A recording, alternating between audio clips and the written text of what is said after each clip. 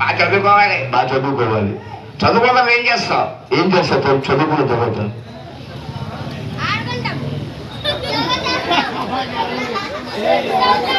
ఏం చేయాలనుకున్నావు? ఏం చేయాలనుకున్నావు? ఉద్యోగం ఏం చేయాలనుకున్నావు? అది ఏ జాబ్ చేయాలనుకున్నావు? అది ఇంటర్మీడియట్ అన్నీ అయిపోయిన తర్వాత ఏ జాబ్ చేయాలనుకుంటున్నావు? జాబ్ చెప్పు. టీచరా, పోలీసా, లేకపోతే డాక్టరా, యాక్టరా, లేకపోతే ఆ మేడం గారు చెప్పేస్తున్నారు అక్కడి నుంచి డాక్టర్ అని.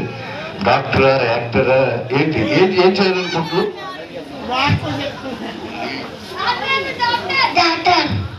డాక్టర్.